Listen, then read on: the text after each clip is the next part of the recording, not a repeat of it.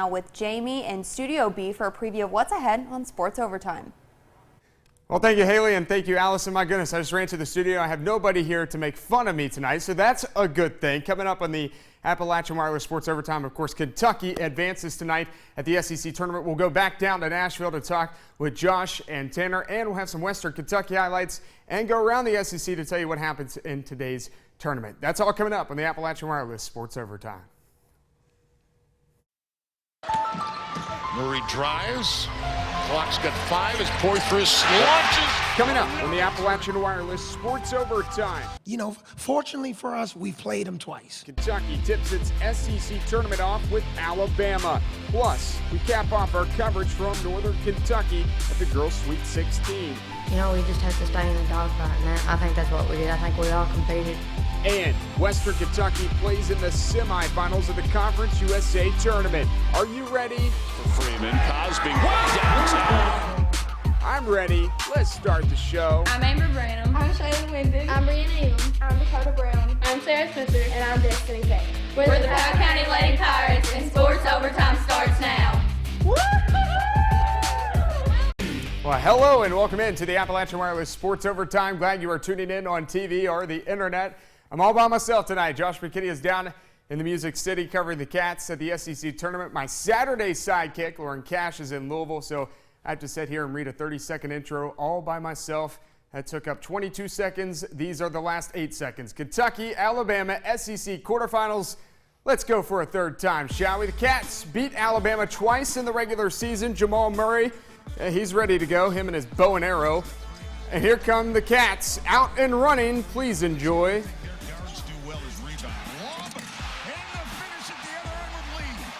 And that's how we get things popping here on Sports Overtime. Part of a 19-4 Kentucky run. Take another look at this one. Murray with just a gorgeous lob up to Lee. You know the bench is going to love that. Still first half. Isaiah Briscoe now attacking, kicking it out. Alex Poitras. He loves playing against Alabama, doesn't he? Cats up by 10 at the break. Let's go second half. Kentucky back out in transition.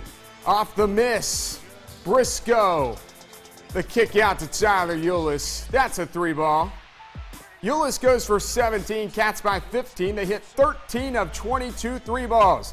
Later, Alex Poitras. As I said, he likes playing against the Crimson Tide. Spinning and winning.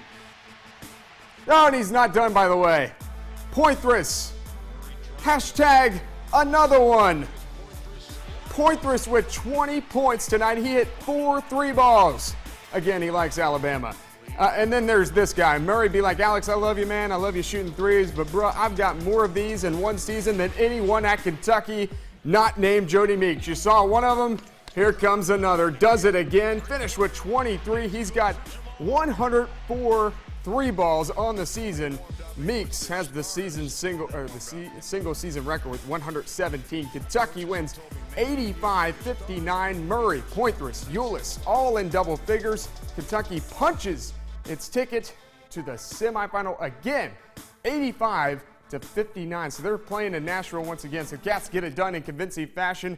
I say we go out to the boss, Josh McKinney. He joins us live outside Bridgestone Arena. Josh, Kentucky put on for the city, I should say, and I really mean that considering it was like a home game, as it always is down there in Nash Vegas.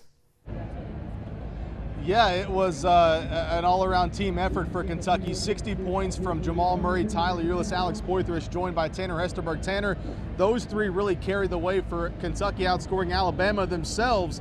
And when Kentucky's shooting the ball like they did, it's really hard to beat them, especially here in Nashville. Well, that's right, and I think Alabama's game plan was to keep Poitras out of the lane, and for the most part they did, but the trouble was for Alabama, he was hitting from the perimeter. But you look at the box score for this game, 23 points for Jamal Murray. That really stands out, but make no mistake, Josh, the story of this game, the play of Alex Poitras, 4 of 5 from deep, 20 points, 7 rebounds, just an all-around great effort for Kentucky. And that's what head coach Avery Johnson of Alabama addressed in the post-game news conference, saying he didn't expect Alex Poitras to shoot near that well from behind the arc.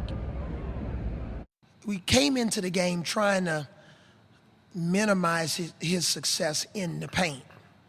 And, you know, when he stepped out to 3, you know, we wanted to contest him at 3, but we didn't expect him to shoot the ball like Jamal Murray. All right, so he made some shots. He had it going. He's a guy, obviously, that's been hungry to play this year, especially with his injury last year.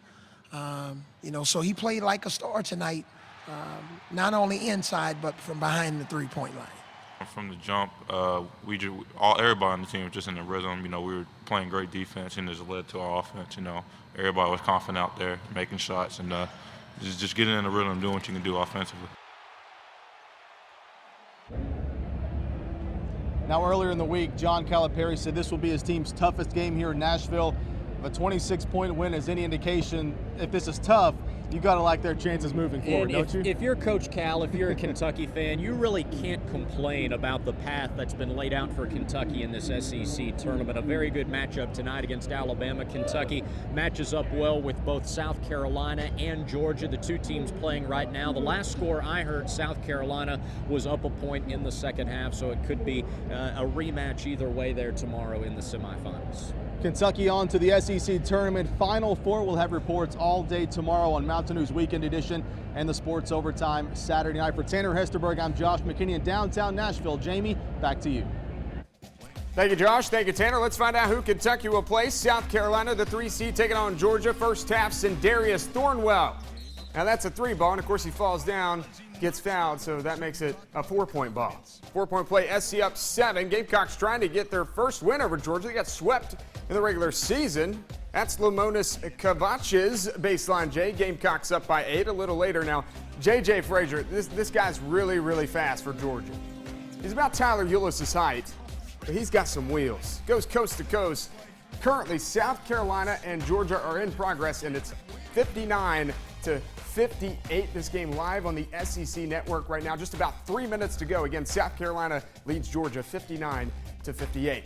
Welcome back to the Appalachian Wireless Sports Overtime. Kentucky and South Carolina, of course, Georgia will get to play basketball tomorrow in the bottom bracket of the SEC tournament. Let's fill in the top bracket. 2 more quarterfinal games. Texas A&M is the 1 seed. Let's get to the video pictures. Here we go. Texas A&M, Florida. Second half, game tied at 61. Not anymore.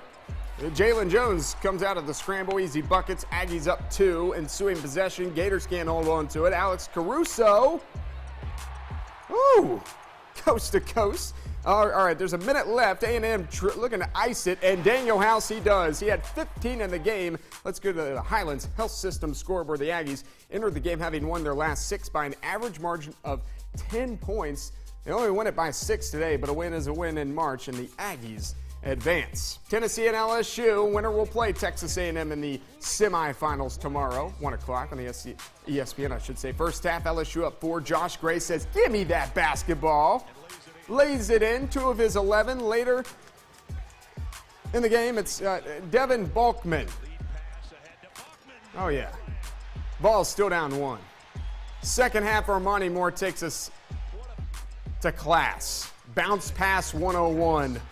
Robert Hubbs throws it down. Ball's still down 1. Now the Tigers, of course, they just have all kinds of athletes. That starts with the SEC Freshman of the Year, Ben Simmons. And then Jalen Patterson gets the steal, and just give it to your man, Simmons.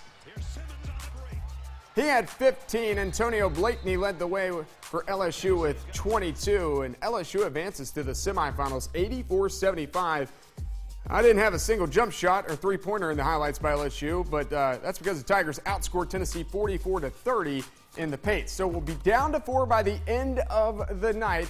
We got Texas A&M and LSU in that top bracket. The 1-seeded Aggies will take on the 4-seeded Tigers tomorrow at 1 o'clock. And then Kentucky is still awaiting the winner of the South Carolina-Georgia game. That game going on right now on the SEC Network. That's slated for about a 3:30 p.m. tip time. Coming up next, 3 WYMT coverage area teams made it to the Girls Sweet 16, but none of them come back to the mountains with a win. Lauren Cash will cap off our coverage from Northern Kentucky as the girls' basketball season comes to a close. Plus, I have a surprise announcement at the end of the show. Welcome back. Harlan, Leslie County, and Shelby Valley all made it to the girls' Sweet 16 this week, but all exit in the first round. The positive spin is the youth that the 3 of these teams have, so we can expect them to at least compete for another region title next year. Lauren Cash caps off our coverage from Northern Kentucky. 3 region champions from the coverage area made the long trek to Highland Heights, Kentucky for the 2016 Girls Sweet 16. Harlan out of the 13th region, Leslie County from the 14th, and Shelby Valley out of the 15th region. The Lady Eagles of Leslie County tipped off the week's events with the 12th region champ Mercer County. The Lady Eagles struggled from the get-go with Mercer's press, and with just shooting 31% from the field for the game, the Titans ended the Lady Eagles season with a 21-9 overall record.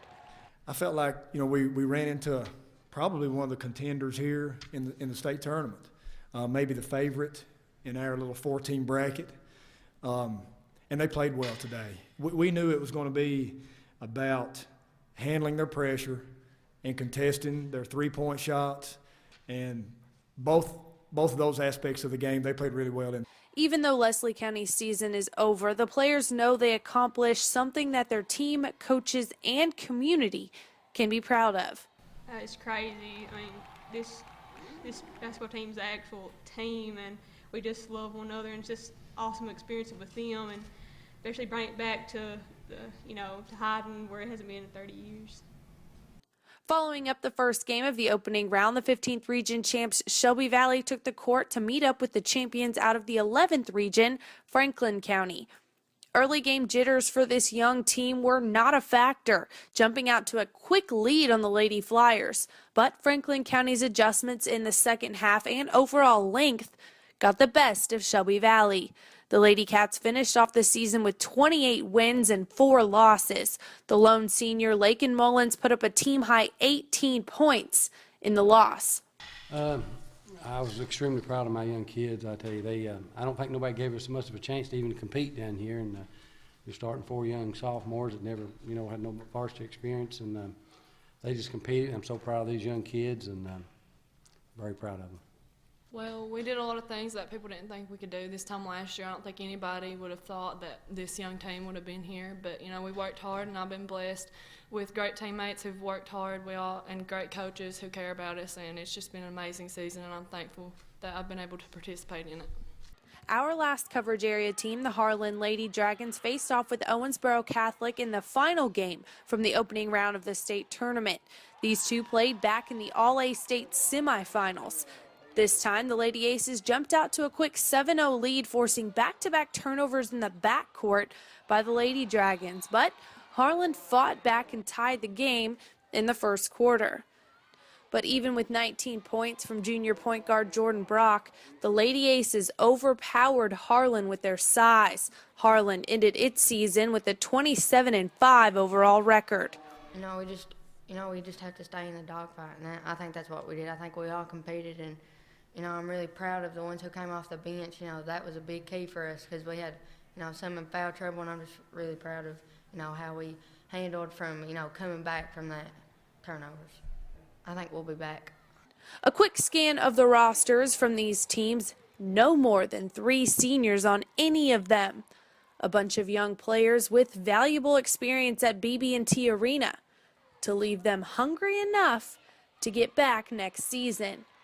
In Campbell County for the Girls Sweet 16, Lauren Cash for Sports Overtime. Great work by Lauren Cash all week long. More to come on the Appalachian Wireless Sports Overtime. But as we go to break, here's a look at this week's Alice Lloyd College Mountain Top 10 rankings, which did not change after the final regular season.